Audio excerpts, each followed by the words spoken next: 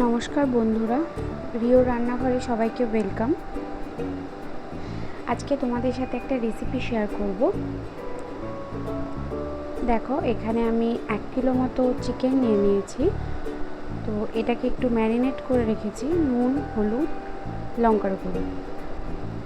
আর দেখো, এদিকে কড়াইতে আমি তেল নিয়ে নিয়েছি।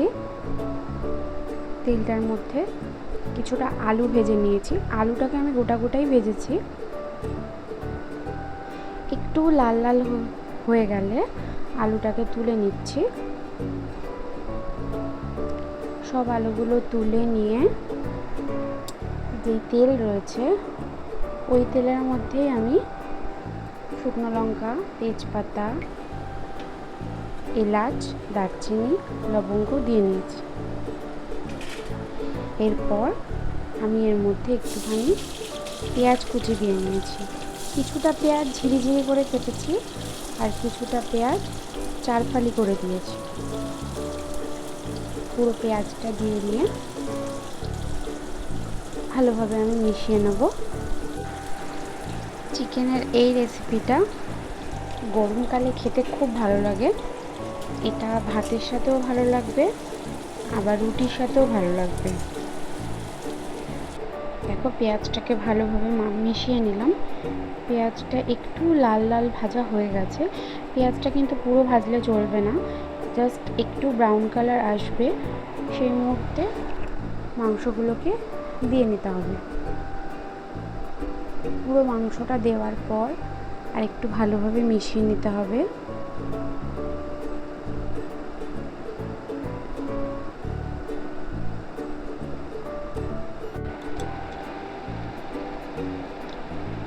এই চিকেনের রেসিপিটা শুধু ভাত বা রুটি নয়, এটা কিন্তু পোলাওয়ের সাথেও খুব ভালো যায়। তোমরা একবার ট্রাই করে দেখতে পারো, খুব ভালো লাগবে।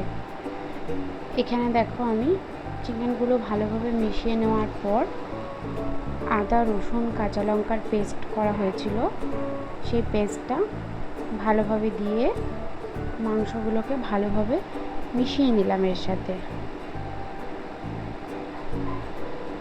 খুব ভালোভাবে মিশিয়ে নিতে হবে।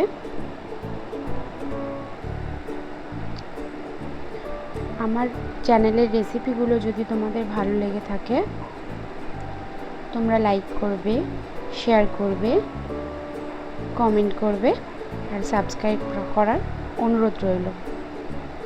দেখো, এখানে আমি কিছুটা মতো ধনে গুঁড়ো নিয়ে নিয়েছি, 1 চামচ মতো হলুদ গুঁড়ো নিয়ে নিয়েছি,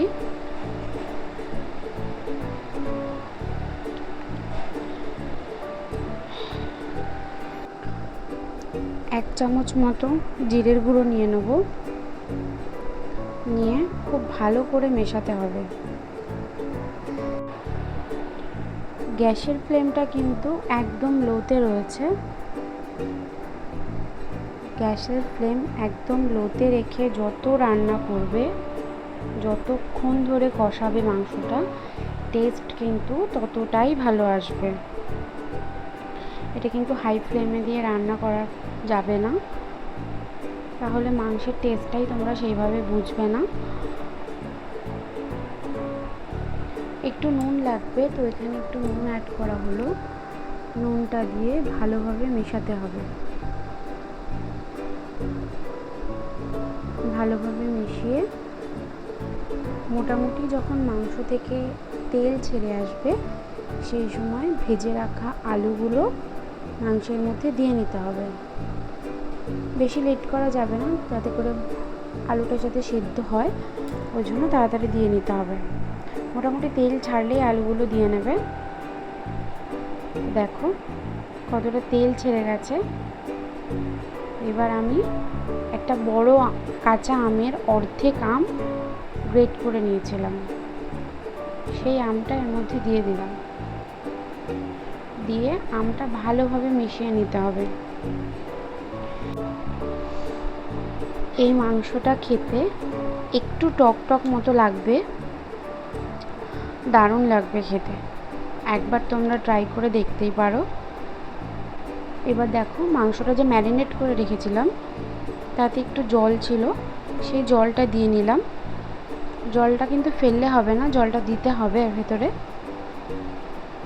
তো দেখো কোনো রকম লঙ্কার গুঁড়ো, কাশ্মীরি লঙ্কার গুঁড়ো ছাড়াই কত সুন্দর একটা কালার এসছে। কাঁচা আমটা দেওয়ার পর খুব সুন্দর একটা স্মেল বেরোচ্ছে।